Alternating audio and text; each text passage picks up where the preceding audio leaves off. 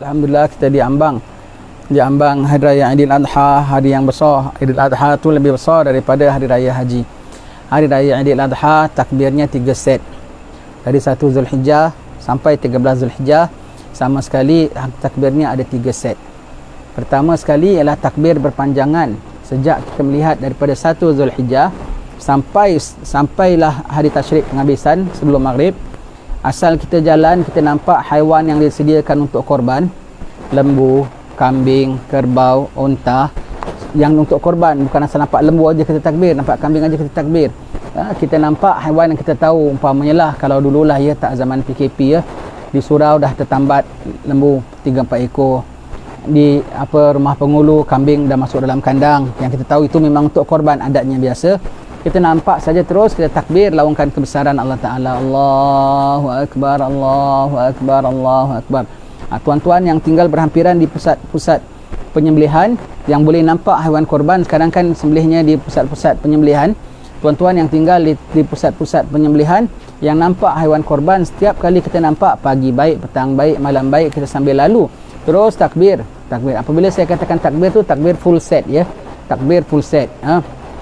Sambil jalan juga tak payah berhenti kereta, tak payah hidupkan mikrofon, tak payah apa semua. Nampak aja terus sambil takbir ya. Begitu juga nanti pada hari-hari tasyriknya ketika nak sembelih haiwan tu, kita iringi dengan takbir. Begitu. Takbir yang kedua ialah takbir muqayyad, takbir yang mengiringi sembahyang. Takbir mengiringi sembahyang. Hari raya puasa tak ada takbir mengiringi sembahyang. Hari raya haji ada takbir yang mengiringi sembahyang, iaitu 5 hari. Bagi kita orang-orang yang tak pergi haji, maka takbir kita pada 9 Zulhijjah. InsyaAllah hari Isnin ini kita takbir. Lepas sembahyang subuh kita dah takbir. Allahu Akbar, Allahu Akbar. Hari Arafah 9 Zulhijjah, lepas subuh dah mula kita takbir sampailah sebelum maghrib hari tasyrik ketiga ya, 13 Zulhijjah kita takbir ya. Apa-apa sembahyang nak ditakbirkan, sembahyang fardu, sama ada berjemaah atau sendirian, laki-laki ataupun perempuan, di masjid ataupun di rumah, adaan maupun qadaan, tamam ataupun jamak kasar, semuanya kita takbirkan. Musafir ataupun dalam rumah kita sendiri, kita takbir. Kalau jemaah takdim, lepas 2 sembahyang 1 takbir. Ya. Sembahyang fardu kita buat takbir. Sembahyang apa lagi? Sembahyang fardu kifayah. Itu yang kat tempat kita jarang kita buat. Fardu kifayah lepas sembahyang mayat sama ada mayat hadir, iaitu ada jenazahnya, ataupun sembahyang gaib, orang luar negeri kita sembahyang. Lepas sembahyang mayat, Allahu Akbar, 4 kali takbir. Assalamualaikum warahmatullahi, Assalamualaikum warahmatullahi, Allahu Akbar. Takbir one full set, 1 set full ya. Kita takbir. Lepas tu barulah nak angkat jenazah ke, nak tahlilkan dia ke apa, takbir. Sembahyang fardu kifayah. Dan segala sembahyang sunat yang didirikan secara berjemaah, iaitu apa? Pertama sekali sembahyang sunat hari raya hajinya itu.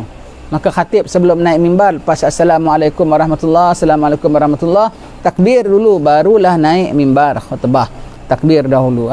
Kalau ada gerhana dalam musim hari-hari tasyrik ni, gerhana bulan baik, gerhana matahari baik, sembahyang jemaah, maka kita takbirkan ya. Ada nak istisqa dalam musim-musim begini, maka kita takbirkan. Bahkan ada setengah ulama pula pendapat bahawasanya kita nak takbir muqayyad ini lepas sembahyang duha, lepas sembahyang qabliyah, ba'diyah, tahiyatul masjid, sembahyang sunat wuduk, segala sembahyang sunat pun kita nak takbir pun boleh juga. Cuma yang terlebih dituntut tu 3 tadi kita katakan, sembahyang fardu kifayah, dan sembahyang sunat yang dituntut berjemaah. Ini 3 ya. Jangan tak buat ya tuan-tuan sekalian ya. Jangan tak buat, ini syiar agama kita, takbir. Kemudian takbir mursal. Takbir mursal ialah takbir berpanjang-panjangan daripada lepas maghrib sampailah waktu khatib naik masuk takbiratul ihram, masuk dalam mihrab. Itu takbir berpanjang-panjangan sebagaimana malam hari raya puasa, ada juga pada malam hari raya haji. Maka takbir berpanjang-panjangan. Jadi hari raya haji ni takbirnya besar, panjang sekali dan banyak takbirnya. Dan puasanya 9 hari. Kalau hari raya puasa sunatnya 6 hari. Selepas puasa 6. Selepas hari raya. puasa sunatnya 6 hari. Tapi pada hari raya haji, puasa sunatnya 9 hari.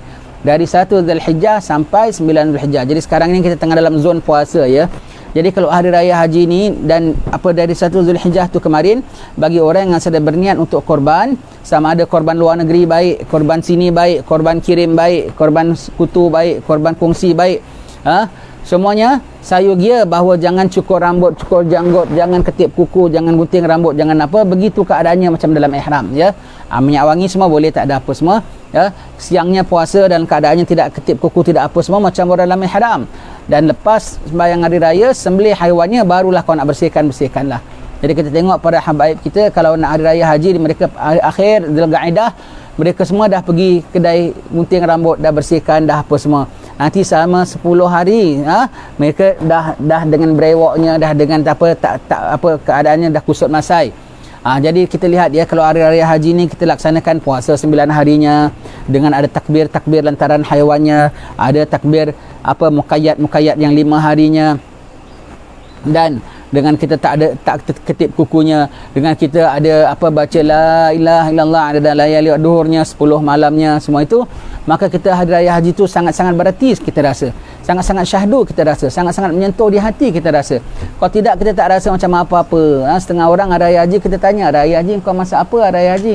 Ada buat apa hari raya haji? Kadang-kadang bang hari raya haji, hari raya haji ketupat jauh sekali lah. Mi goreng pun tak buat, punya tak umpamakan. Nanti kadang-kadang kita tanya, kenapa sambutlah hari raya haji? Saya belum pergi haji. Hari raya haji bukan pasal orang dah pergi haji tak pergi haji. Kita di sini pun ada acaranya. Bagi yang pergi haji lagi dia gembira, dia mengingatkan dia renewkan haji dia. Dia minta, ya Allah terima haji aku yang aku dah pergi 15 tahun yang lalu, 20 tahun yang lalu, minta haji mabrur ya. Begitu. Jadi ini musim-musim hari raya haji, banyakkan ibadat kepada Allah Taala. Hari-hari yang Allah Ta'ala paling suka dia diperibadatkan ialah pada 10 hari pertama Zulhijjah ini. Puasa sunat 1 hari pada hari Zulhijjah ini menyamai puasa pahala 1 tahun ya. Puasa Zulhijjah ini sangat besar sekali pahalanya. Siapa puasa pada hari Arafah diampunkan dosa 2 tahun. Tahun yang dahulu dan tahun yang akan datang. Tahun yang dahulu dan tahun yang akan datang diampunkan dosa oleh Allah Subhanahu Wa Ta'ala. Ulama mengatakan, saya teringat Almarhum Habib Masyur ya, Mufti Hadramaut, Mufti Tarim selalu mengatakan, ini satu tanda bahawasanya Allah akan panjangkan umur kau selama setahun akan datang. Kenapa? Dia dikasih peruntukan ampun dosa, takkanlah Tuhan nak cabut nyawa kau. Tuhan akan benarkan kau hidup. Tuhan akan biarkan kau hidup. Kalau kau terbuat dosa, pengampunan yang disediakan. Dah habis peruntukan itu, baru nanti dimatikan kau. Jadi siapa tak puasa Arafah tu, jaga-jagalah, mungkin awak mati tak lama lagi ya. Kau puasa Arafah, mudah-mudahan dipanjangkan umur oleh Allah Ta'ala. Itu ulama punya pandangan ya. Kalau ulama punya pandangan, kau kena tengok itu daripada faham mereka. Mereka punya faham ya. Kita ikut, lagi dapat pahalanya besar. Puasa Arafah diampunkan dosa 2 tahun. Puasa 10 Muharram diampunkan dosa setahun. Apa beza puasa Arafah dengan puasa Muharram? Kenapa puasa Muharram diampunkan dosa setahun, tetapi puasa 10 Muharram diampunkan dosa setahun? Puasa Zulhijjah, Arafah diampunkan dosa 2 tahun. Kerana puasa Muharram itu syariatnya berkongsi dengan umat-umat terdahulu. Umat Nabi Musa pun ada puasa. Puasa hari Arafah ni hanya disyariatkan khas untuk umat Nabi Muhammad sallallahu alaihi wasallam. Maka apa jua amalan yang dikhaskan untuk umat Nabi Muhammad sallallahu alaihi wasallam, pahalanya adalah terlebih besar berbanding dengan apa yang dikongsikan syariat dengan umat terdahulu. Seperti puasa kita, seperti salat Jumaat kita, ya, seperti baca Quran kita, semuanya itu adalah dikhaskan untuk umat Nabi Muhammad, maka pahalanya itu khas untuk umat Nabi Muhammad, lebih istimewa berbanding dengan yang diperkongsikan dengan umat-umat yang terdahulu. Jadi kita hidupkan 10 Zulhijjah ni dengan banyak zikir kita, dengan banyak doa kita, dengan taubat kita, dengan sembahyang malam kita. Pada dalam 10 malam yang pertama ini, sehingga kan Allah Ta'ala bersumpah dengannya, wal fajri wal layalin ashr, demi malam yang 10, demi waktu fajar dan demi malam yang 10. Fajar hari raya haji dan malam yang 10 itu 10 malam pertama bulan Zulhijjah ya. Jadi dalam 10 ini jangan tuan-tuan tak puasa. Kalau belum puasa, besok puasalah. Kau dapat 3 hari jadilah. Hari 7, 8, 9. Sepatutnya dari 1 hari bulan dah puasa. Boleh tak puasa pulanya? Sayang. Tahun depan entah jumpa entah tidak ya. Baik bagi yang tak puasa, besok puasa. Besok puasa 3 hari. Dan dalam 9 hari ni jangan kau tak sembahyang malam walaupun 2 rakaat sekalipun. bangun orang saleh memperlakukan pada 10 malam pertama bulan Zulhijjah ini bagaimana mereka perlakukan pada 10 malam terakhir bulan Ramadan. Sehingga kalau ulama pertikai mana lebih afdal, 10 malam pertama bulan Zulhijjah ni ke ataupun 10 malam terakhir bulan Ramadan. Ada yang mengatakan bahawasanya 10 malam pertama Zulhijjah ni lebih afdal. Tapi yang muktamadnya ialah yang 10 malam terakhir Ramadan tu lebih afdal lah. Ada Lailatul Qadarnya dan bulan puasanya, ada peringkat yang tekun minan narnya. Maka jatuh pada tingkatan berikutnya ialah 10 malam pertama bulan Zulhijjah ini sampai Allah Taala bersumpah dengannya, ya. Jadi amalan kita jaga baik-baik, cermat baik-baik dalam 10 hari ini, tambahan di dalam bulan haram, tambahan di dalam bulan haji, tambahan di pulanya dalam 10 hari pertama bulan haji. Dan khususnya pada 9 Zulhijjah nanti banyakkan doa. Lepas asar itu kita tak boleh berhimpun, ya, kita tak boleh berhimpun pada tahun ini, kita tak boleh berhimpun, amalkan tasyabbuh. Apa tu amal tasyabbuh? Itu dia lakukan oleh ulama-ulama dulunya, bukan hanya di Tarim saja dibuat, ya, banyak tempat dibuat, di Mesir dibuat, di tempat-tempat bumi Islam banyak buat. Tapi oleh kerana amalan-amalan ini semua makin lama makin tak dibuat orang, hanya dibuat oleh di Tarim saja, hanya 1-2 tempat saja buat. Di Tarim, di Ainat dan di Batu Fahad. Di Batu Fahad kita buat dah tahun kelima, ya. Kita buat itu, iaitu apa? Lepas asar. Tuan-tuan nanti lepas asar tolong ikuti hari Arafah, hari Isnin lepas asar tolong ikuti saluran internet, dan kami harap agar diikuti tu di mana, di laman rumah. Mentang tika duduk, nanti jiran di sebelah tengok, "Ngapa kak duduk luar?" "Tak apa, aku nak ambil angin petang." Sudah habis cerita. Duduk. Kenapa kita menyerupai orang-orang yang sedang berwukuf? Orang-orang sedang berwukuf lepas asar mereka keluar khemah. Mereka berdoa sisi Allah Taala di tempat open, mereka berdoa. Maka kita mengamalkan hadis Nabi yang menyebutkan, "Man tashabbaha biqaumin fa innahu minhum." Siapa menyerupai satu kaum maka dia sebahagian daripadanya. Maka kita tak dapat wukuf, kita buat macam orang wukuf buat. Mereka keluar padang, kita pun keluar padang. Mereka mereka pada 9 Zulhijjah, kita pun pada 9 Zulhijjah. Mereka sedang berwukuf, kita sedang berpuasa. Mereka berdoa menengadah tangan kepada Allah Ta'ala, kita juga berdoa memohon kepada Allah Ta'ala. Mereka dapat karunia Allah Ta'ala, kita harap kita pun dapat karunia Allah Ta'ala. Tambahan mereka dapat wukuf, kita support dengan doa kita. Perkara haji itu bukan mudah. Haji tiap-tiap tahun ada saja ujiannya. Dah 2 tahun ujian besar haji apa? Apa ujiannya? Covid. Kosong, ujiannya bukan pasal himpit, bukan Rahman, pasal kosong tu ujiannya, ujian kosong pulanya sekarang. Maka kadang-kadang ujiannya berhimpit-himpit, berpijak-pijak. Yang ada ujiannya banjir, negeri kering kayak gitu kok boleh banjir pada hari-hari haji, hari-hari Mina. Kadang-kadang terbakar, pernah waktu saya pergi terbakar di sana. Jadi kita support dengan doa kita. Sebab itu nanti hari Isnin juga, hari lepas subuh kita baca maulid kerana meraihkan hari Arafah dengan maulid Nabi sallallahu alaihi wasallam. Tuan-tuan ikut di rumah, kalaulah dapat himpun, kalaulah kita dapat himpun, alangkah baiknya kita baca maulid, ya. Dan kita dah baca maulid, kemudian lepas daripada kita baca maulid hari itu, kita dah pada hari itu kita doa banyak istighfar pada Allah Ta'ala. Jangan lupa doakan juga untuk orang-orang yang haji, untuk orang-orang yang di Arafah. Mintakan supaya haji mereka mabrur. Apa yang kita mintakan untuk saudara kita, sebelum Allah Ta'ala kabulkan, apa yang kita mintakan untuk saudara kita di belakang dia tanpa pengetahuan dia, sangat dikabul oleh Allah Ta'ala. Sangat dikabul oleh Allah Ta'ala, ya. Dan sebelum Allah Ta'ala mengkabulkan permintaan kita itu, Allah Ta'ala akan mengatakan untuk kamu dulu. Jadi kalau kita baca, kita minta saudara kita dapat haji mabrur, untuk kamu dulu. Tak tahu kita mati nanti, kita tengok pahala kita, ada pahala haji, pahala wukuf pada tahun 1440 berapa ni? 41 1442 ya? Oh dah 42 ya. 1442. Tak tahu kita, aku mana ada pergi haji? Kau ingat tak kau doakan orang? Kau doakan orang sebagaimana orang dapat, engkau Allah Ta'ala berikan kau dulu. Allah dapat pahala haji walau kita tak pergi haji, ya. Kita berdoa. Dan pada musim-musim beginilah tuan-tuan sekalian, karamah-karamah wali-wali cukup menjadi. Karamah-karamah wali-wali cukup menjadi, macam-macam kisah-kisah wali-wali sebagaimana dalam bulan Ramadan karamah mereka pun menjadi, ya. Sebab apa? Orang-orang awam saja dalam bulan Ramadan dapat pangkat orang saleh, dapat pangkat kemerdekaan api neraka. Ini kan pula orang-orang dah memang saleh. Ini kan pula pada orang-orang istimewa Allah Subhanahu Wa Taala. Sudah barang tentu dalam bulan-bulan istimewa ini mereka dapat ganjaran dan juga martabat dinaikkan Allah Taala dengan jauh lebih tinggi daripada bulan-bulan lain. Ibadat mereka saja pun dah memang lebih daripada bulan-bulan lain, ya. Petang ini kalau sempat kita baca kitab, kita baca kitab. Kalau tidak, kita cerita apa-apa perkara-perkara berhubung kait tentang haji ini.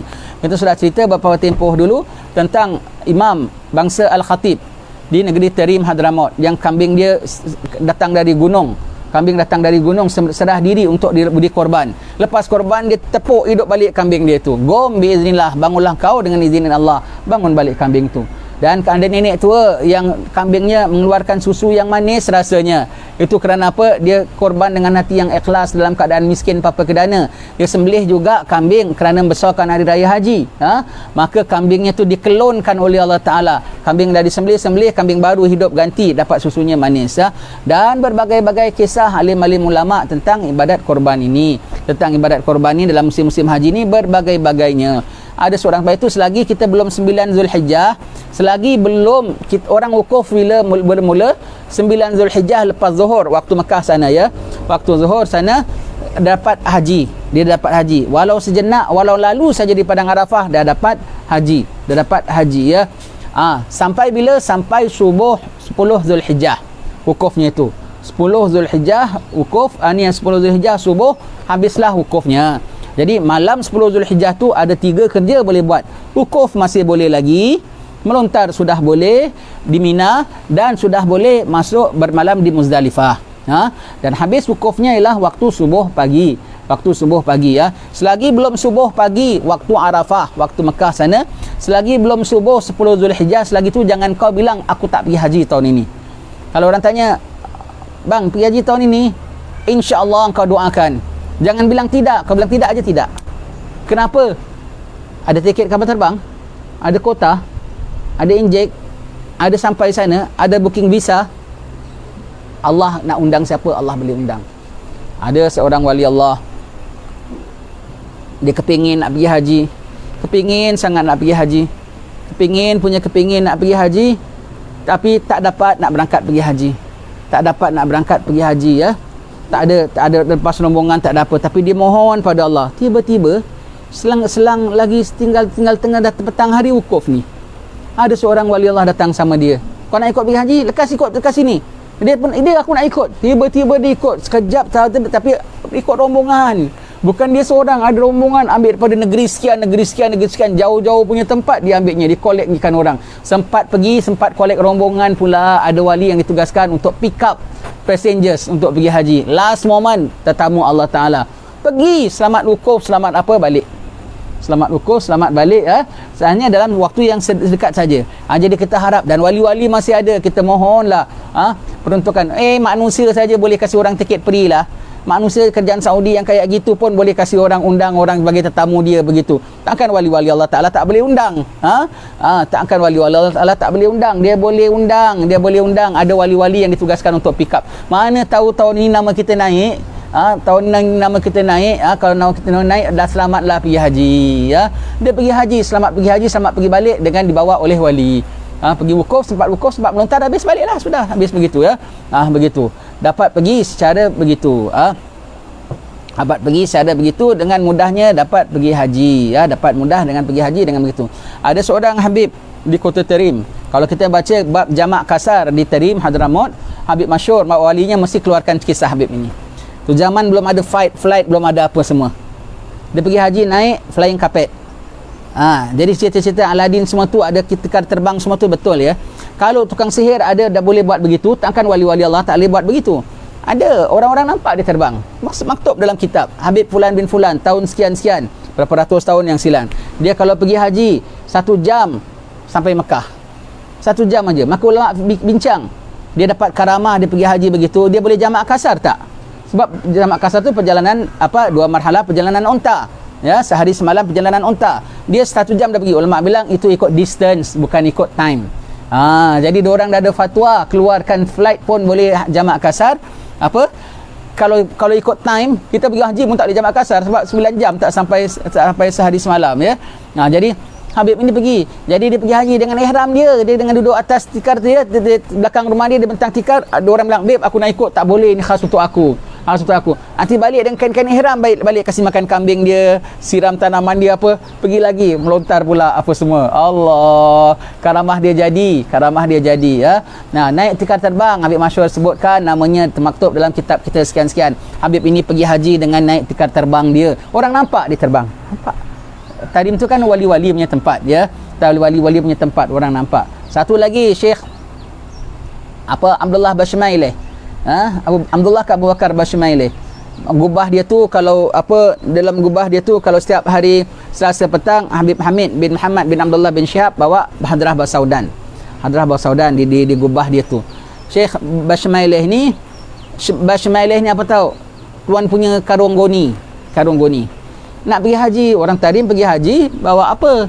Dia bukan bawa, sampai sekarang dia pergi haji jarang nampak dia bawa beg, bawa kotak Maggi, kotak apa isi baju dia bungkus gitu, naik lori, begitu saja. Sampai sekarang orang Tarim pergi haji masih macam zaman dulu, bungkus-bungkuskan baju, punjut-punjut aja begitu. Orang Tarim kalau pergi haji kena cek dekat custom, buka aja tengok baju dia begitu saja. Orang Tarim punya hal. Bekal pergi balik satu tap tamar, itu aja dia orang punya bekal. Minumnya Zam-Zam, makannya tamar. Tak ada nak bawa bekal apa dia orang miskin. Begitu sampai sekarang kita pergi haji dengan orang tadi bawa bekal mereka gitu.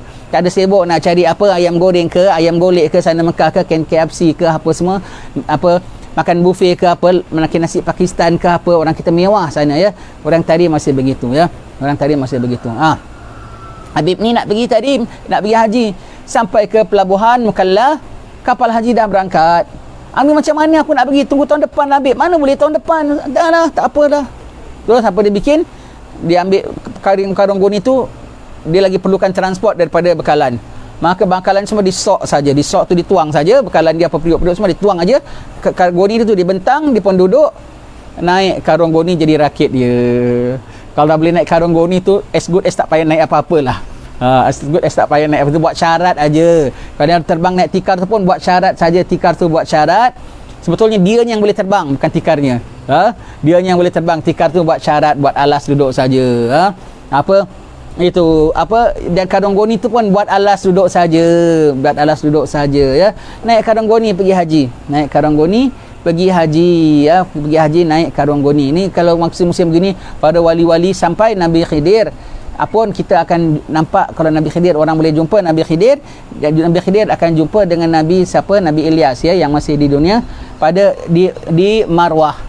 Cara salaman mereka pun lain sikit. Dan dia hadir wukuf, dan dia hadir Arafah, semua itu. Dan dia hadir Mina. Lepas itu pada musim-musim begini kita hati-hati, wali-wali sedang berhimpun, wali-wali sedang berdoa, wali-wali sedang bermunajat. Kita pun jaga adab kita di sini. Jangan kita di sini umpak-umpaan semuanya, tak boleh ya. Umpak-umpaan tu apa? Semau-maunya, joli kita bilang. Jangan ya, jangan. Ibadat kepada Allah Taala, takbirnya jangan tinggal ya. Baik. Kisah wali-wali yang terbang. Ada satu kisah lagi kita baca dalam kitab Untayan Kisah Qasasul Aulia ya, Untayan kisah para wali-wali. Ada seorang, dia tinggal di sebuah kampung. Imam masjid kampung dia tu orang Maghribi, orang Morocco. Bacaannya tak enak sekali. Imam bacaannya tak enak sekali ya. Bacaannya tak enak. Lagi tu ceramah. Lepas subuh mesti ceramah.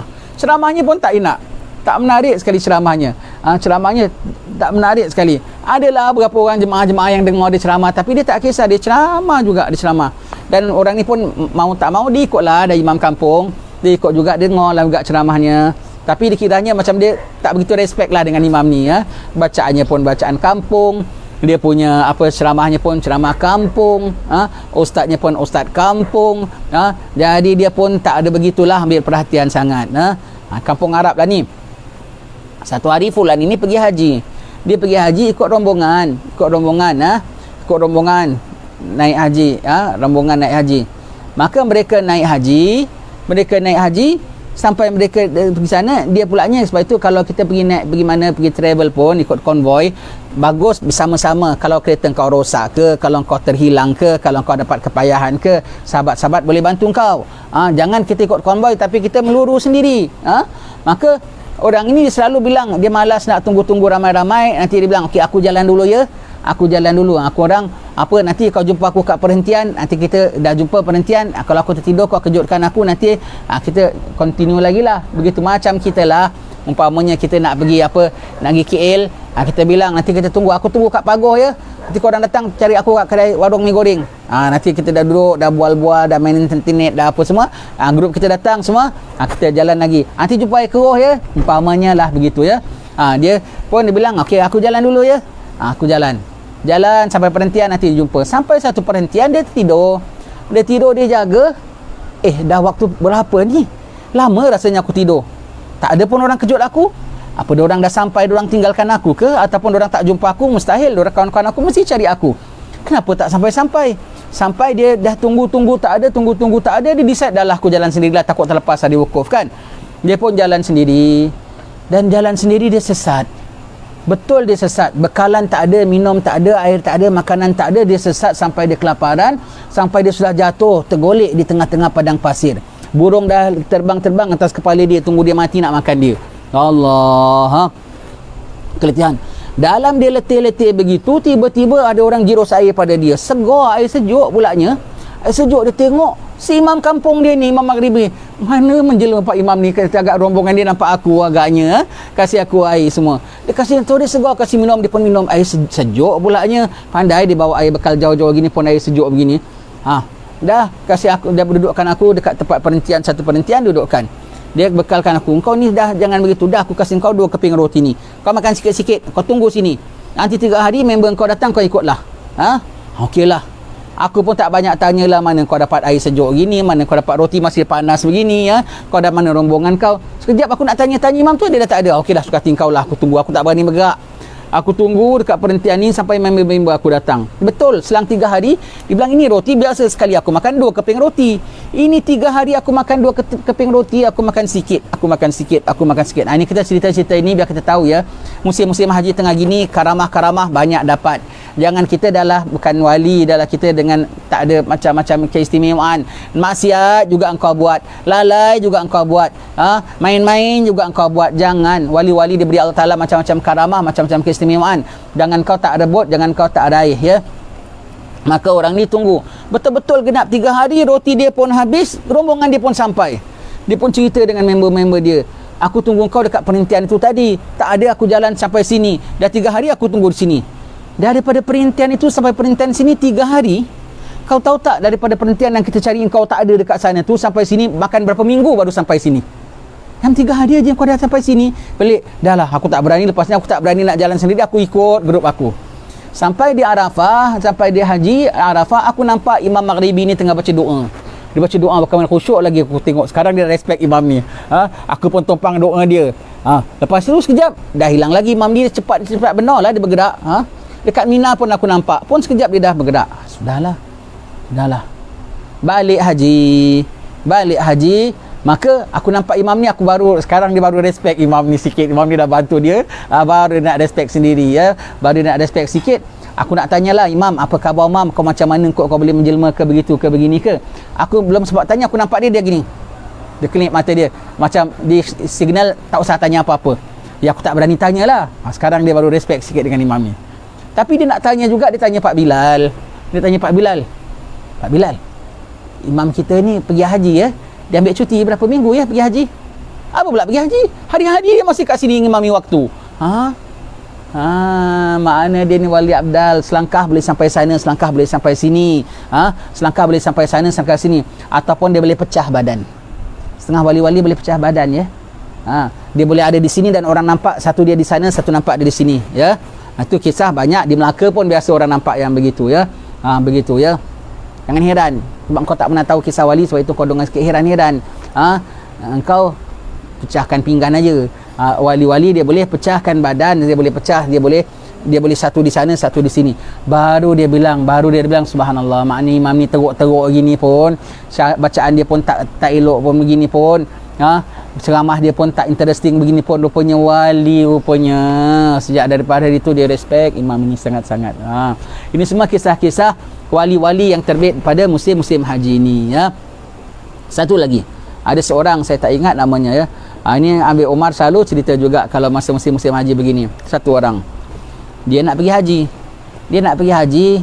Orang dulu pergi haji tak bawa duit banyak-banyak ya. Yang ada bawa pergi haji bawa duit RM8, RM8 aja. Yang ada pergi haji bawa duit hanya setakat 80 sen pun ada. 80 sen pergi haji pergi balik, dan sana tak minta sedekah. Sana tak minta sedekah. Dia nak pergi haji bawa duit pun bukan banyak. On the way nak pergi, nampak satu akak tengah ambil bangkai haiwan. Tengah ambil bangkai haiwan, tengah ambil nak makan. Dia pun turun daripada kenderaan dia, kak, jangan makan kak, ini bangkai kak, ini haram, najis, tak boleh makan. Maaf tuan, haram bagimu tapi halal bagiku. Halal bagiku kerana aku dah sangat kelaparan dan anak-anak aku, kami dah tak ada makan. Ini makanan halal bagi kami kerana kami dah terdesak. Bagimu masih haram.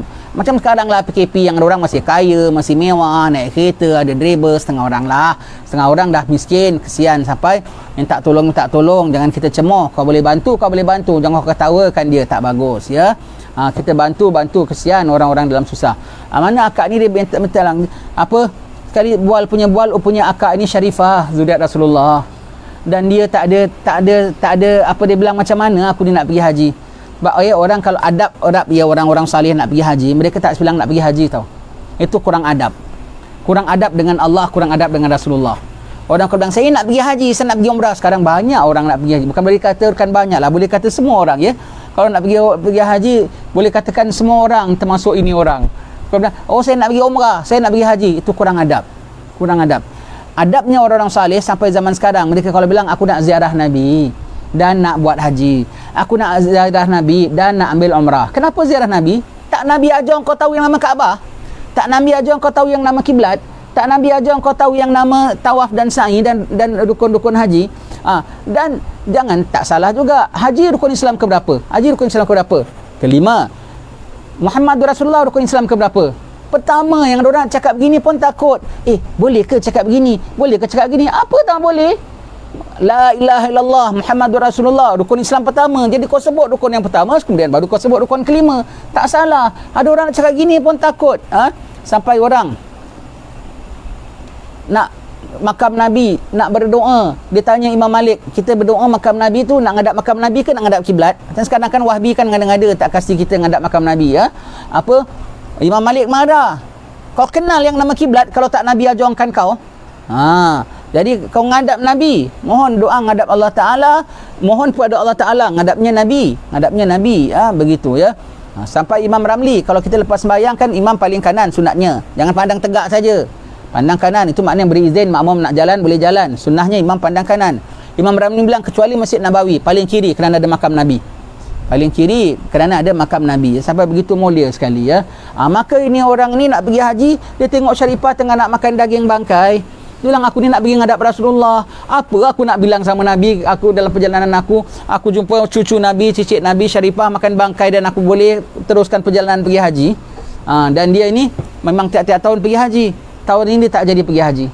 Kasih wang bekal dia pada akak ni, kak jangan makan bangkai ni, beli daging, beli makan yang sempurna, makan kasih anak kau makan semua. Tak apa habis kau, tak apa aku tak pergi haji. Tak pergi haji patah balik. Dah lah tak pergi haji patah balik. Dah sampai orang habis musim haji dah apa semua, orang-orang kampung dia yang pergi haji dah balik semua. Maka dia pun ketemu dengan orang semua bilang apa, yang orang-orang jemaah haji bilang sama dia, semogalah Allah Ta'ala terima haji kami dan haji engkau juga ya, sama-sama haji kita diterima. Nanti agaknya orang doakan aja lah ya. Kali orang bilang kemarin aku nampak engkau di Arafah ya, begini-begini. Nampak aku di Arafah? Ada orang pula cerita nampak dia di Mina, ada orang cerita nampak dia di Tawaf, ada orang cerita nampak dia. Ini orang cakap bukan satu dua orang macam-macam cakap. Nampak dia, dia naik takut. Dia minta pada Allah, ya Allah ya Tuhanku, berikan aku petunjuk apa yang orang-orang ni nampak aku haji sana, aku haji sini ya Allah, sedangkan aku tak pergi. Maka Allah Ta'ala kabarkan dengan dia bahawasanya lantaran dia tak pergi haji, Allah Ta'ala ciptakan satu malaikat yang pesen macam dia, muka macam dia, gaya macam dia, untuk pergi haji on his behalf, bagi pihak dia, tiap-tiap tahun sampai hari kiamat. Tahun ini pun ada, agak pakai mask agaknya. Sebab apa? Dia di tengah tawaf pun pakai 1 meter agaknya. Pasal apa? Tiap-tiap tahun malaikat tu masih ada, belum mati sampai yaumil qiyamah. Hajikan untuk engkau. Kerana apa? Sama ada kau dapat pergi haji ke tak dapat pergi haji, ada dan malaikat buatkan untuk engkau. Sebab apa? Kau tahan tak pergi haji kerana apa? Kau tahan tak pergi haji kerana apa cucu Nabi sallallahu alaihi wasallam, Allah ganjari sedemikian itu.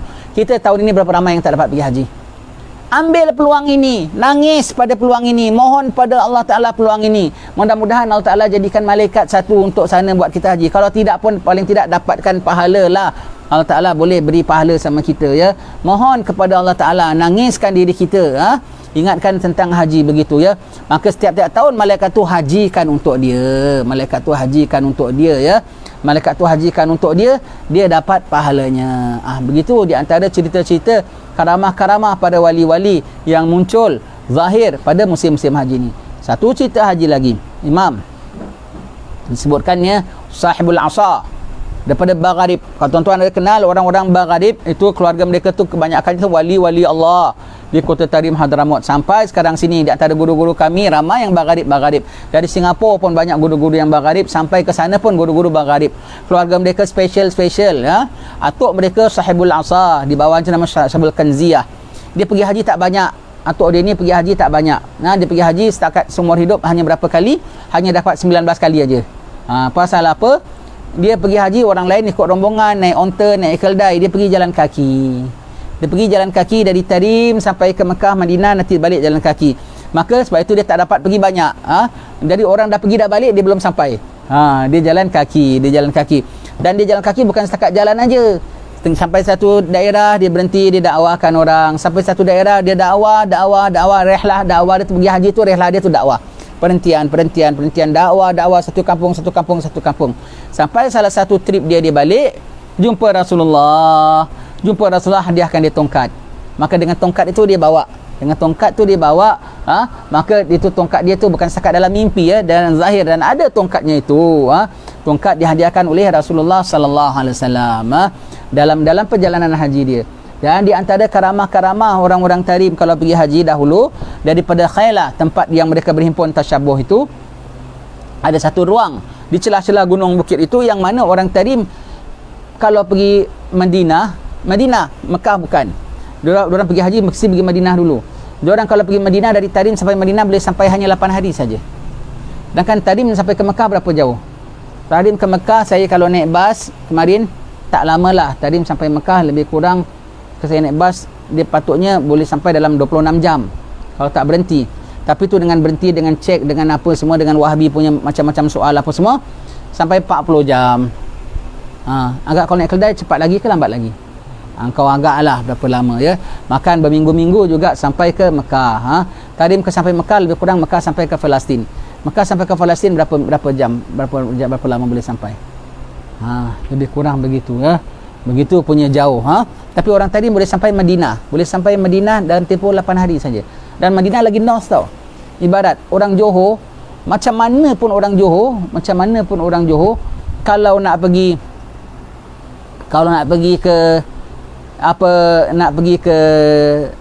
ke Perak, mesti kena lalu Melaka tak? Mesti kena lalu Melaka kan? Mesti kena lalu KL lah, senang cakap lah. Mesti kena lalu KL. Orang Johor sampai KL berapa jam? 2 jam setengah. Kalau sampai ke Perak berapa lama lagi? Lagi 3 jam lagi lebih kurang, ya. Lagi 3 jam lagi. Tapi orang Johor boleh sampai ke Perak dalam tempoh 1 jam. Sedangkan Perak lagi atas pada KL. Kalau dia nak pergi KL tetap 2 jam setengah. Tetapi kalau dia nak pergi Perak 1 jam dia boleh sampai. Pasal kuat cinta dia dengan Rasulullah. Maka Allah Ta'ala bukakan satu passage khas untuk orang-orang Tarim sampai ke Madinah 8 hari mereka boleh sampai. Shortcut itu perjalanan wali-wali. Tapi menurut Habib Salim Syatiri, Habib Masyur mengatakan, ya, sekarang jalan tu dah ditutup. Dah berapa ratus tahun dah tutup. Kerana apa? Orang yang layak menjalani jalan itu semua dah tak ada. Maka mereka akan ikut jalan biasa. Begitulah kisah-kisah karamah-karamah yang berlaku dalam bulan-bulan haji ini, musim-musim wukuf ini. Di antaranya lagi, ada seorang pergi haji. Dia tengah dekat tempat haji, dia tertidur di padang Arafah. Dia mimpi 2 orang malaikat sedang berbual. Kawannya bertanya kepada kawan yang lagi satu, "Kau tahu berapa orang datang haji tahun ini?" "Tak, aku tak tahu berapa banyak." 60,000. 60,000. Tu jam dah kira ramai lah, ya. 60,000. Kawan dia tanya, "Kau tahu berapa yang diterima haji?" pada tahun ini dia bilang apa, hanya 6 orang saja. 6 orang saja, dia pun terbangun tidur. 6 orang saja, 60,000 daripada 10,000 satu orang saja dia terima. Aku ni yang dapat harapan, dapat can ke tidak? Dia punya sedih, dia sedih. Aku dapat can ke tidak? Aku di kalangan 6 orang itu ke tidaknya? Dia tertidur lagi, dia mimpi malaikat tu sambung lagi. Tetapi dengan berkat 6 orang ini, setiap seorang boleh beri syafaat kepada 10,000 orang. Maka semua dapat terima. Allah, maknanya aku punya pun diterima juga. Allah, terima juga. Satu riwayat lagi. Ada satu orang pun tertidur juga. Mimpi jumpa malaikat juga. Malaikat tanya, berapa orang pergi haji ni tahun? Sekian orang. Berapa ramai terima? Tak ada satu pun. Allah, dia sedih sekali, dia sedih. Tertidur lagi, mimpi lagi, malaikat sambung lagi, bual-bual lagi. Ini semua ya. Semua jangan hari apa nanti kau tidur saja pagi sampai petang. Mimpi Mickey Mouse, mimpi Donald Duck. Sebab kau kartun, mimpinya kartun. Orang-orang saleh mimpinya wali-wali, mimpinya mimpi malaikat-malaikat. Mimpi. Berapa orang yang diterima hajinya? Tak ada satu orang pun. Dia tidur lagi, dia mimpi lagi. Malaikat bilang, tapi Allah Ta'ala lantaran satu orang yang tak dapat pergi haji, Allah Ta'ala gabulkan doa dia. Tahun ini berapa ramai orang tak dapat pergi haji? Ambil bahagian ini, tuan-tuan yang tak dapat pergi haji, dah cocok pun tak dapat pergi haji, dah bikin visa pun tak dapat pergi haji, kota dah naik pun tak dapat pergi haji. Mekah tu Allah punya. Allah panggil masuk, Allah Ta'ala tak panggil tak masuk. Mekah dan haji itu Allah punya. Tak pergi haji tak dapat pahala haji berapa ramai? Tak pergi haji dapat pahala haji juga berapa ramai? Mohon kepada Allah. Selantaran satu orang yang tak dapat pergi haji, semua yang wukuf tu dapat diterima oleh Allah Ta'ala. Kenapa dia tak pergi haji? Pasal dia jaga mak dia, jaga taat kepada mak dia. Sekarang siapa yang masih ada mak, itu lebih pada haji. Dia jaga mak dia, dan ada kemudian dia dapat bekal sikit nak pergi haji pun dia sedekahkan fakir miskin, kerana fakir miskin susah. Maka lantaran dia tak dapat pergi haji, tapi niat dia tulus itu, lantaran dia punya ia benar, dia diberi pahala haji walaupun tak pergi haji. Maka yang pergi haji Allah Ta'ala pergi kasihkan. Kenapa? Yang tak pergi haji pun Allah Ta'ala beri kasih. Takkan yang pergi haji Allah Ta'ala tak bagi? Allah Ta'ala beri kelantaran yang tak dapat pergi haji. Maka tengah musim-musim gini ibadat, tuan-tuan sekalian, mengadah tangan senantiasa, mohon senantiasa. Yang paling tidak kita berserta dengan orang-orang saleh yang berdoa. Kita berserta wali-wali yang sedang menjadi karamah-karamahnya. Kita berserta orang-orang sedang berwukuf. Kita berserta dengan para malaikat yang hadir. Kita berserta dengan orang-orang saleh. Kita berserta dengan satu dunia orang-orang saleh yang sedang berdoa, bermohon untuk pergi haji, dengan bermohon kepada Allah Ta'ala. Jadi yang kita tak dapat pergi haji aja pun, kita pun tak dapat pergi haji. Jangan, harapan masih ada. Biarlah kau walaupun tak dapat pergi haji, kau bertemu dengan Allah, kau mati, kau dapat redha Allah Ta'ala lebih baik daripada kalau dapat pergi haji tak redha Allah Ta'ala. Tu kita berlindunglah, mudah-mudahan dapat pergi haji dan dapat redha Allah Ta'ala. Seandainya tak dapat dan kau redha, dan kau diredai oleh Allah Ta'ala, itu yang kita harapkan. Musim-musim haji seperti ini, banyakkan ibadat. Puasa, jangan tak puasa. Besok puasa. Puasa 3 hari, puasa haji, puasa Zulhijjah. Kemudian sedekah. Sambung silaturahmi. Cari untuk korban. Dan kemudian apa lagi kita bilang? Cari untuk korban. Lagi apa? Bangun malam, jangan tak bangun malam. Baca Quran, jangan tak baca Quran. Dari Ramadan sampai sekarang dia tak buka Quran satu lay pun dia tak buka. Kebangetannya. Tuhan tak jadikan kau buta, Tuhan tak jadikan kau cacat. Orang buta pun boleh hafal Quran, orang cacat pun yang ada orang terencat Quran pun, terencat akal pun yang ada boleh baca Quran. Engkau yang tak ada terencat akal, yang tak buta, tak apa semua, tak baca Quran. Astaghfirullahaladzim. La haula wala quwata illa billah. Ya Allah, ya Allah, berikan kami hidayah ya Allah, sehingga kami dapat mengamalkan segala amalan ya Allah, dapat hidupkan kitab-Mu ya Allah, dapat baca, dapat berdamping dengan-Mu menerusi kitab-Mu ya Allah. Kami mohon ya Allah agar terima kami ya Allah, bukakan hati kami agar kami dapat ibadat pada-Mu ya Allah, agar kemalasan kami dapat luntur ya Allah, agar Kau beri rajin ya Allah, agar Kau beri semangat ya Allah, agar Kau beri kuat ya Allah, agar Kau beri sempat ya Allah, agar kau padam hati yang liat ya Allah. Ya Allah, agar kau beri kami dapat segera dan tidak lewat ya Allah dengan rahmat-Mu ya Allah. Kami mohon rahmat ya Allah. Kami mohon kau pandang, kau lihat ya Allah. Maha suci Allah, maha agung ya Allah. Kami mohon padamu ya Allah. Kami cukuplah kami lalai selama ini ya Allah. Cukuplah kami jahat selama ini ya Allah. Cukuplah kami lalai dan leka selama ini ya Allah. Kami mohon pada musim-musim baik ini agar kau ubah keadaan kami dapat rajin, dapat bersekutu dengan orang salih dalam mengamalkan, dalam menghidupkan 10 hari pertama bulan Zulhijjah ni ya Allah. Bantu kami ya Allah, bantu kami ya Allah. Tidak berlalu bulan Zulhijjah ini kecuali segala dosa-dosa kami dah diampun oleh-Mu ya Allah. Segala amalan kami diterima oleh-Mu ya Allah. Dan catatan untuk kami mati husnul khatimah juga dah dicatat oleh-Mu ya Allah. Kami mohon padamu ya Allah, jadikan kami orang Islam, jadikan kami orang mukmin, beriman terus sampai hari mati kami, sampai mahsyar, sampai barzah, semuanya kami beriman kepadamu ya Allah. Ya Allah, hari ini mulia ya Allah, bulan ini mulia ya Allah, musim ini mulia ya Allah. Engkau maha agung, Engkau mulia ya Allah. Kaabah tu mulia ya Allah, Masjidil Haram tu mulia ya Allah, tanah suci Mekah tu mulia ya Allah, Madinah tu mulia ya Allah, dan tentu Nabi-Mu tu mulia ya Allah. Betapa kami nak pergi sana ya Allah, betapa kami nak wukuf ya Allah, betapa kami nak memuliakan bulan ini ya Allah, betapa kami nak beramal dalamnya ya Allah. Kami mohon bantuan-Mu ya Allah, kami mohon bantuan-Mu ya Allah. Kami mohon agar dapat kami hidupkan bulan ini, agar kami dapat mengambil bahagian menjadi hamba-Mu yang taat dalam bulan ini, dalam musim ini ya Karim. Masukkan kami ya Allah, jangan sisihkan kami ya Allah, jangan kecualikan kami ya Allah, agar dapat kami taat kepada-Mu ya Allah dengan rahmat-Mu ya Karim. Wa sallallahu ala sayyidina Muhammadin wa ala alihi wasahbihi wasallam. Subhana rabbika rabbil izzati amma yasifun wa salamun alal mursalin walhamdulillahi rabbil alamin.